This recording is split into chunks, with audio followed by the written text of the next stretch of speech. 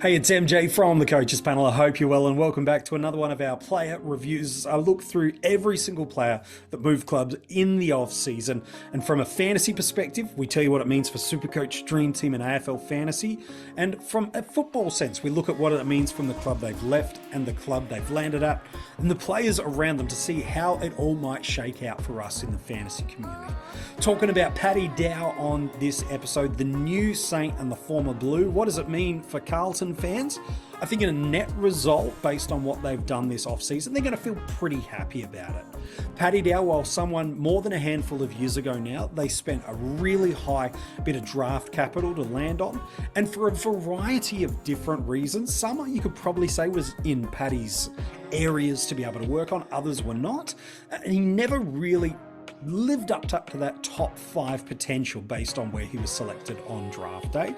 Probably wasn't given as much of a go as many might have suggested he could have, but others would argue he never took those opportunities by the horn, and that's fair enough too. But Carlton, we know what this midfield ideally looks like for them when fully fit and available. It's the Bull, the Brownlow medalist, Patrick Cripps, in and under at every single contest. It's George Hewitt being a really nice Robin to that Batman and applying some defensive work rate and pressure. It's Chera around the ball, not just on the outsides, but also through the inside of the midfield, using his poise and class. And it's Sam Walsh running all day and doing everything at a really high football level. We know this is really their core 4, and then they throw a bunch of different elements around it. Matthew Kennedy's another depth option, which is where Paddy Dow has been. The only reason we saw Paddy play multiple games this year, and to be fair, play really, really well, was due to all these stacking up of injuries into the Carlton midfield. So I think it's something that we'll get to the St Kilda piece in a second, but something that we can be potentially optimistic about. Finally seeing Paddy start to put it together a little bit in quarters, in halves, in games. That Paddy Dow might just be a really solid level AFL player. But from a Carlton perspective, that midfield was hard enough for him to break into. It required injuries and suspensions to get there. And so with him extracted, yep, it looks like a little bit of that depth might hurt. But I feel like Elijah Hollands coming into that side is probably going to help with that. Paddy Dow, at his very essence as a footballer, really strong-bodied footballer, loves to win the contested stuff and then use his speed and strength to burst out of stoppage, create some separation on his opponent, and then just bang the ball forward, inside forward 50 or up through the wings, depending on where the ball is being won.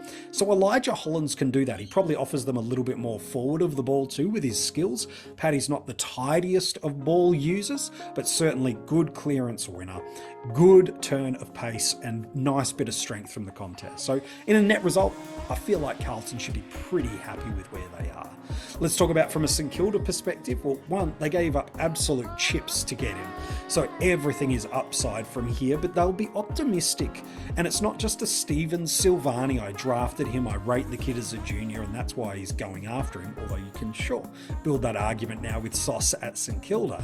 But I think we all saw enough as general football fans watching Carlton this year, where we started to see that Paddy Dow, who was politely dominating at VFL level and historically not doing much at AFL level, started to finally find his feet and started to really offer plenty at AFL level.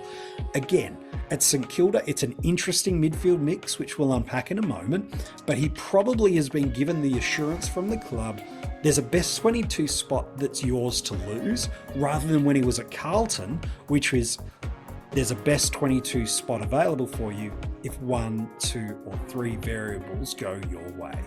This St Kilda midfield is really, really interesting to me.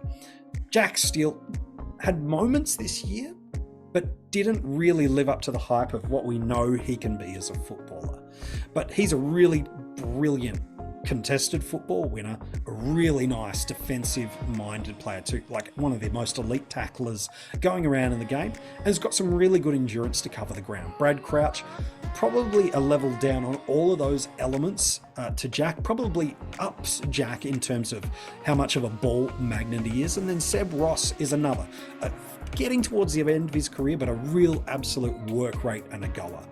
We saw Jack Sinclair move into that midfield to kind of do a couple of things. One, offer a little bit of X factor and speed, but also to add some class around the ball, because they certainly do lack in that midfield of really good and reliable ball users and some speed. It's one of the things they lacked with Zach Jones being out injured a lot of this year. With him back in the side, if he can get his body right, whether or not Sinclair has to play as much midfield, we'll get to see that in 2024. But I think what Paddy Dow will bring to this side is he'll probably add more depth to the contest, add a little bit more speed and power through the midfield, and probably, unfortunately, not improve their ball use through the middle of the ground and into forward 50. That still is clearly something that under Ross Lyon they're going to want to work on, but Paddy Dow's not going to be a solution to that. From a fantasy footy perspective, what does this move mean for us? Well, personally, for Paddy Dow, he's never really been a fantasy guy. Maybe in his junior years, sure, but that's still, and now is such a long time ago. An average in the mid-50s this year kind of indicates to us that for Classic, man, at that value point, you're generally getting guys that have got significant injury value or are slowly building up. I think we know what Paddy is, so you're going to need a number of two things to go your way, and both I'm not convinced happen. One is that he gets a discount.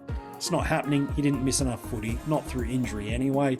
And so for me, you can kind of close that tab of one of the reasons you might look at Paddy Dow in Classic.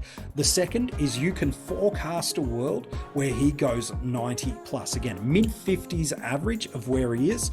For him to generate the right amount of value financially you need, and to reward you with the points on field to, in totality, make him worthwhile getting, and not just getting a slightly lower premium or getting yourself a few more cows in different perspectives and positions. Remember, it's not just about the midfield spot, it's about value across all 30 positions, not just the 8 on field in the midfield.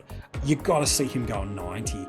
And I feel like at time of recording, there's just no currency of faith you can give that that's going to happen. Now, that might change through February and March with some preseason matches, and all of a sudden it is the reinvention of Paddy Dow, and finally Doss can release the Paddy Dow song again and we're all with him. Sure, that might happen, but I think on the probability scale, it's really quite low for me. So yes, he's shown some moments he can score well. I remember that game against Gold Coast in 2023 where 20 plus possessions, I think it was 5 or 6 tackles and 90s across the format. So 90s are not out of his wheelhouse, but to be able to average that over that first 6 to 10 weeks, I just don't see that in the stars for him right now. So in Classic, I'd probably encourage you to fade and look elsewhere.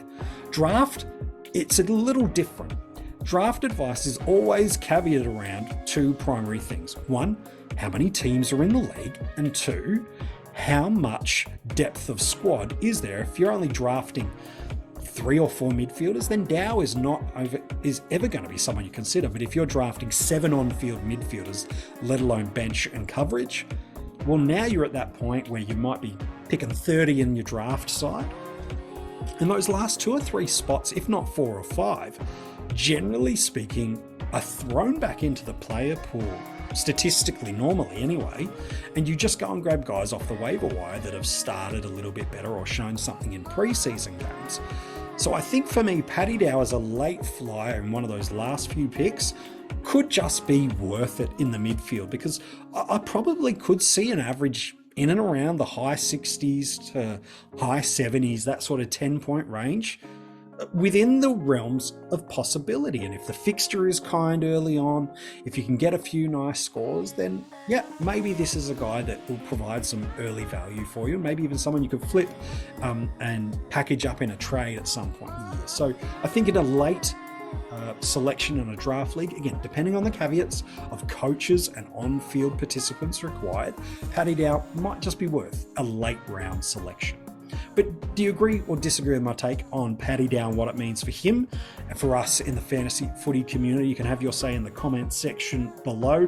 We're still working our way through all of the players that move clubs in the off season. So if you are loving these videos, make sure you turn on the notifications if you're already subscribed. And if you're not, jump on over and subscribe to the channel. There's going to be plenty of content coming from me here at the coaches panel, but also all of the boys getting involved this off season. You get to see them getting in and around, doing a whole heap of YouTube videos for you, as well as our podcasts, our articles, and all the stuff we do on social media as well.